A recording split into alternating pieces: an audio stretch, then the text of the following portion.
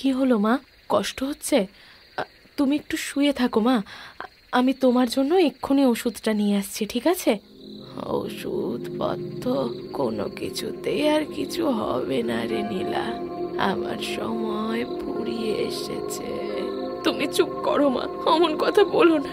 তুমি যারা আমার আর কি আছে বলো তো? সেটাই তো আফসোসের বিষয় রে মা, তোর জন্য আমি কিছুই করতে পারলাম না। আর তোর বাবা তো আমাদের ছেড়ে চলে গেল।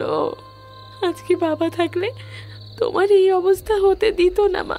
3 মাস আগে বাবা সমুদ্রে গিয়ে সেই যে বাণিজ্যে গেল, আর এলো না। তোর বাবাকে পেলে একবার জিজ্ঞাসা করতাম কেন এমন করলো। মা, তুমি এমন করছো কেন? মা, তোমার কষ্ট হচ্ছে? মা, ও মা বলো না। মা চোখ খোলো। মা।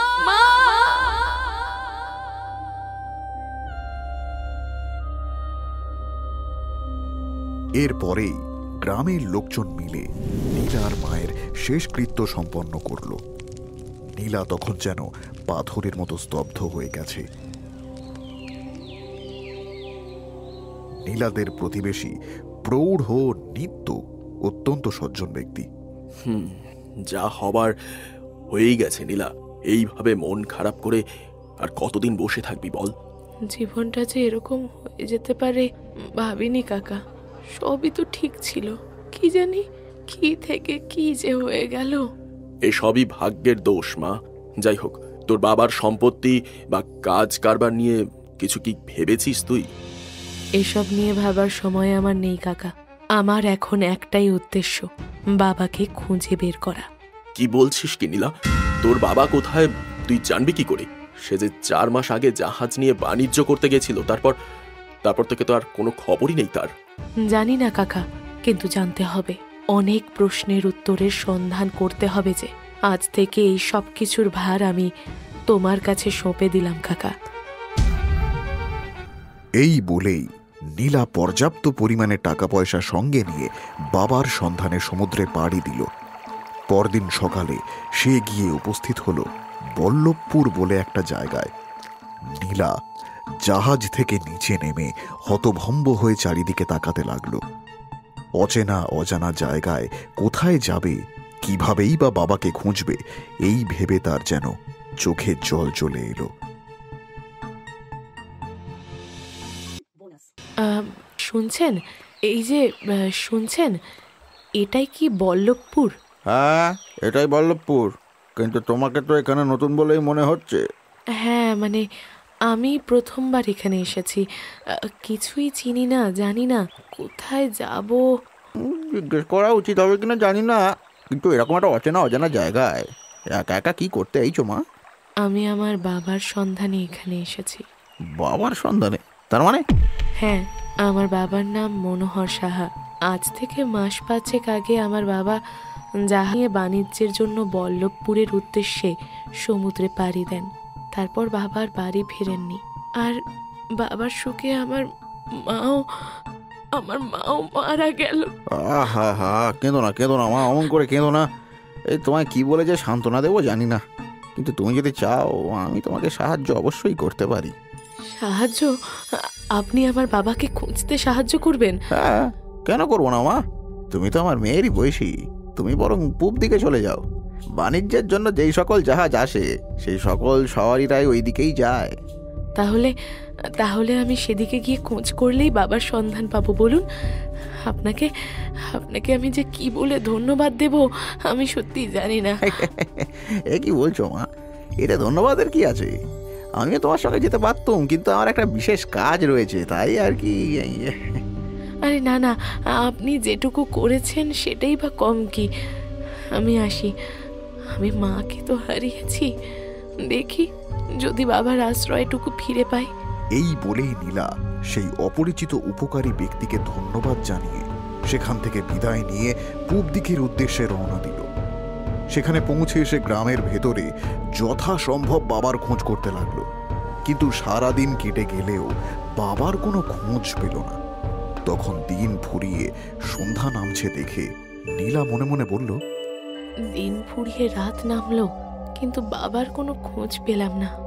এখন রাতটুকু সরাইখানায় আশ্রয় নিতে হবে, নইলে এই বিদেশ বিভুঁইয়ে একা বাইরে থাকাটা নিরাপদ হবে না। এই যে শুনছেন, আমি এখানে নতুন, আজ রাতটা আমি এখানে থাকতে চাই। কত ভাড়া লাগবে যদি বলেন? তুমি নিশ্চিন্তে এখানে থাকতে পারো, ভাড়া নিয়ে একদম ভেবো না। না না, তা কি করে হয়? আপনিও তো ব্যবসা করেই সংসার চালাচ্ছেন, আপনি বলুন না কত ভাড়া। আরে তুমি অত চিন্তা করো না মেয়ে, যাবার আগে তুমি আমায় খুশি করে দিও, তাহলেই হবে। কেমন? বেশ, ঠিক আছে, তাই হবে।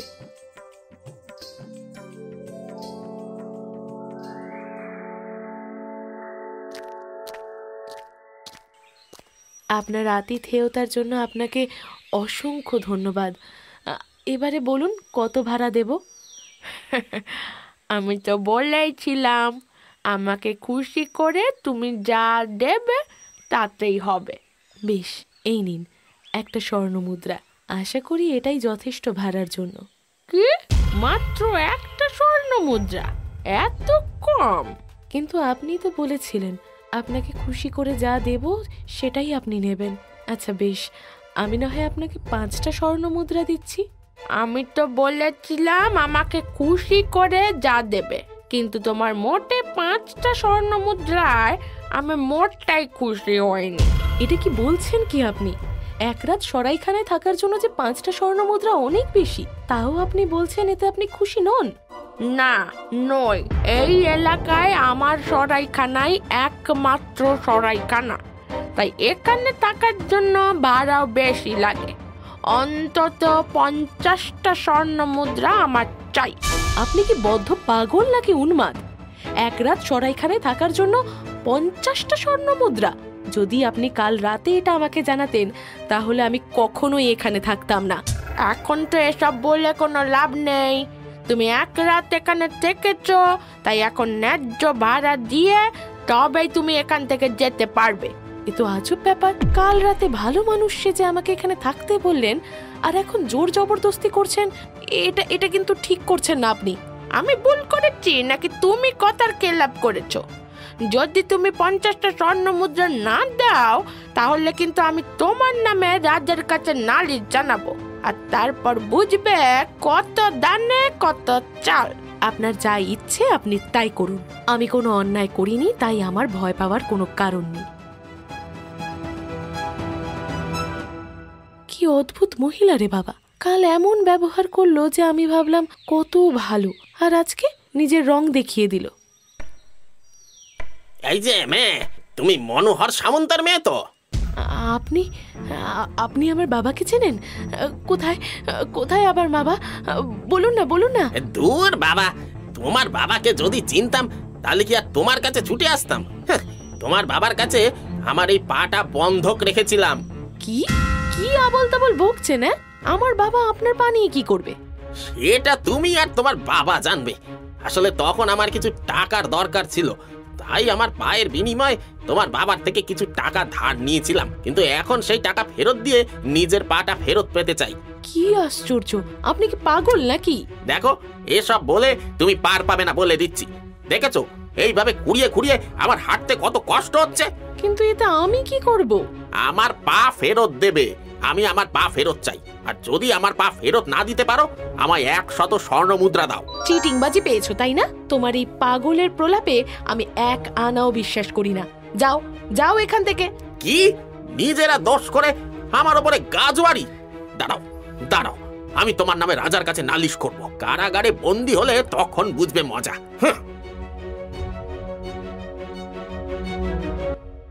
হে ভগবান, এই কোন ঠগের দেশে এসে পড়লাম? এদিকে বাবাকে খুঁজে পাচ্ছি না, আর এরা আমাকে পাগল করে দিচ্ছে। এবার যে কি করি? সেই সকাল থেকে হেঁটে হেঁটে গলা তেষ্টায় শুকনো হয়ে গেল। একটু জল পেলে বড্ড ভালো হতো।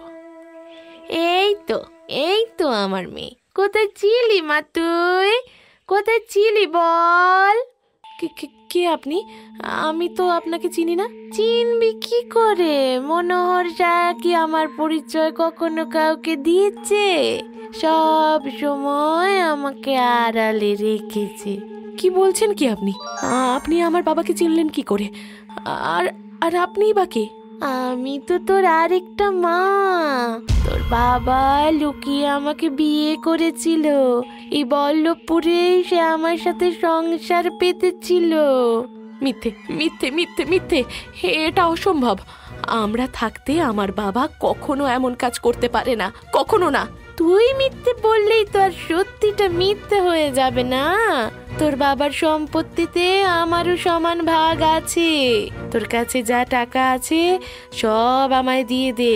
কখনো না। তোমরা সকলে মিলে আমাকে ঠকানোর জন্য এসব করছো, তাই না? তোমরা সকলে মিশে রয়েছো। হ্যাঁ হ্যাঁ, তোমরা ঠগ।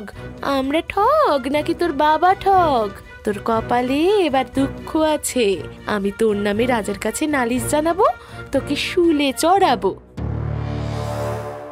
নীলা কিছু উত্তর না দিয়ে কিছুটা এগিয়ে যেতেই হঠাৎই কোথা থেকে যেন তিনজন পেয়াদা এসে তাকে ঘিরে ধরল। নীলার চোখ যেন জলে ভরে এলো। ভয়ে আতঙ্কে সে তাকাতেই পেয়াদা কড়া সুরে বলল, তোমার নামে রাজার কাছে তিনজন নালিশ জানিয়েছে, তোমাকে বন্দি করা হবে, চলো। আমি আমি আমি আমি আমি কিছু করিনি, বিশ্বাস করো, আমি কিচ্ছু করিনি। ওরা মিথ্যে বলছে। সেসব বিচার পরে হবে। আমাদের এখানে এটাই নিয়ম, কারোর নামে নালিশ হলে আগে তাকে কারাগারে বন্দি করা হয়, তারপর অন্য কথা। নিয়ে চলো ওকে। পেয়াদারা নীলাকে টানতে টানতে কারাগারে নিয়ে গিয়ে বন্ধ করে দিল। হে ঈশ্বর, কি বিপদে ফেলে আমায়। ভেবেছিলাম বাবাকে খুঁজে তাকে নিয়ে বাড়ি ফিরবো, কিন্তু এখানে সেই ঠগ জোচ্চরদের পাল্লায় পড়ে এসব কি হয়ে গেল? নীলা, নীলা মা, এটা কি তুই? এ কি? এটা যে বাবার গলার আওয়াজ। না না না, তা কি করে সম্ভব? বাবা এখানে কোথা থেকে আসবে? নীলা মা, এটা আমি রে, তোর হতভাগ্য বাবা। বাবা বাবা বাবা, তুমি এই কারাগারে কি করে এলে বাবা? বাবা, কতদিন তোমায় দেখিনি বাবা, কতদিন। দাঁড়া মা, একটু দাঁড়া। এই কুঠুরির গোপন দরজা আছে, যার সাহায্যে এক কুঠুরি থেকে আর এক কুঠুরিতে যাওয়া যায়। রাত নামলে পেয়াদারা চলে গেলে আমি তোর কাছে যাব, তোকে দেখব। এরপরে রাত নামলেই মনোহর কুঠুরির গোপন দরজা দিয়ে নিঃশব্দে নীলার কুঠুরিতে ঢুকতেই নীলা যেন নিজের চোখকে বিশ্বাস করতে পারল না। তার সুস্থ সবল বাবা আজকে যেন এক কঙ্কালসার দেহে পরিণত হয়েছে। তার চোখ কোটরে, শরীর দুর্বল। এসব এসব কি করে হলো বাবা? তোমার এই কি অবস্থা হয়েছে? সবই আমার পোড়া কপাল রে মা। এখানে অখাদ্য কুখাদ্য খেয়ে অত্যাচার সহ্য করে জীবনের শেষ অবস্থায় পৌঁছেছি। কিন্তু তুই তুই এখানে কি করে মা? আমি তো তোমার খোঁজে বল্লভপুরে এসেছিলাম বাবা, কিন্তু এখানে এসে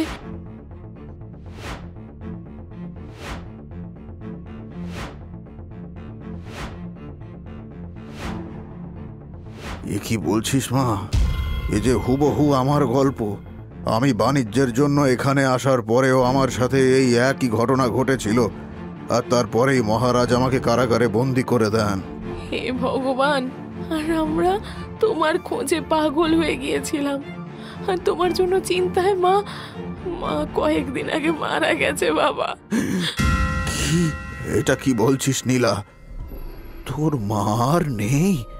হায় হায় হায় হায় হায়, এ কোন পাপের শাস্তি দিলে আমায় ঠাকুর? ছাড়িস না, তুই ওদের ছাড়িস না মা। বাবা বাবা, শান্ত হও বাবা। তুমি এরকম করছো কেন বাবা? জল খাবে? আমার আর বেশি সময় নেই নীলা। হয়তো তোর সাথে দেখা হওয়ার জন্যই প্রাণটা আটকে ছিল। তুই এইভাবে কারাগারে পড়ে থাকিস না মা, থাকিস না। বাবা বাবা, চোখ খোলো, চোখ খোলো বাবা।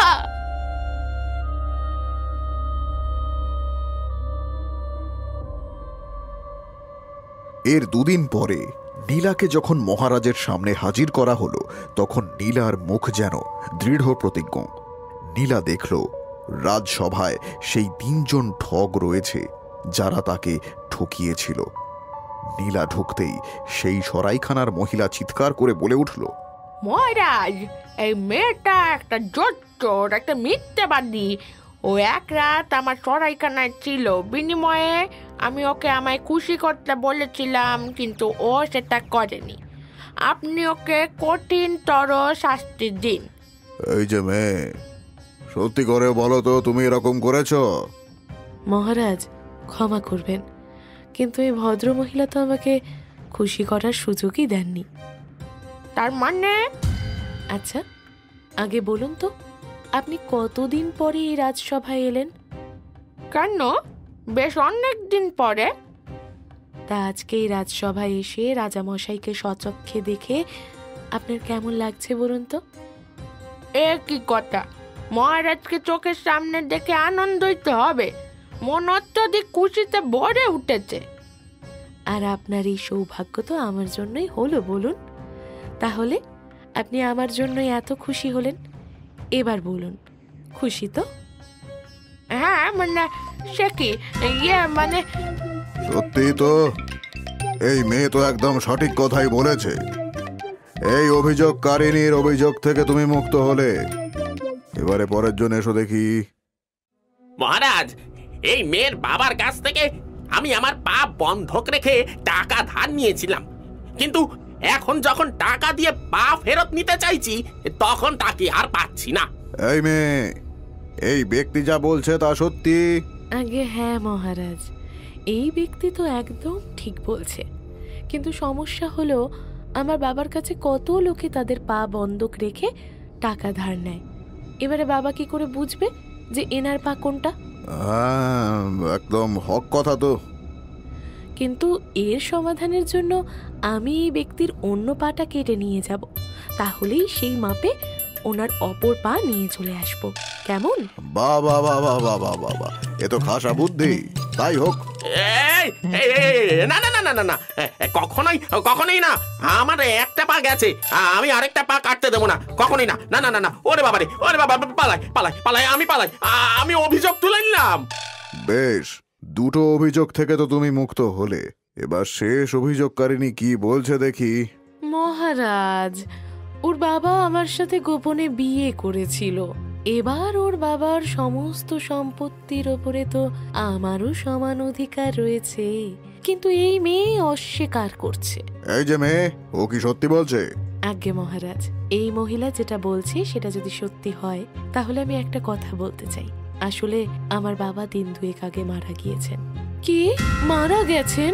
হ্যাঁ মহারাজ। তাহলে একজন স্ত্রী হিসেবে এই মহিলার তো আমার বাবার সাথে সতী হওয়া উচিত না? মানে শাস্ত্রে তো তাই নিয়ম। কি মানে স্বামীর সাথে মরতে হবে? না না না না না না, কখনো না। আমার কোনো সম্পত্তি চাই না মহারাজ, আমি কিচ্ছু চাই না। আমি অভিযোগ ফিরিয়ে নিচ্ছি। সকল অভিযোগকারী যখন অভিযোগ ফিরিয়ে নিল, তাহলে আর কিছু করার নেই। তোমাকে নির্দোষ ঘোষণা করে মুক্ত করা হলো। অসংখ্য ধন্যবাদ মহারাজ।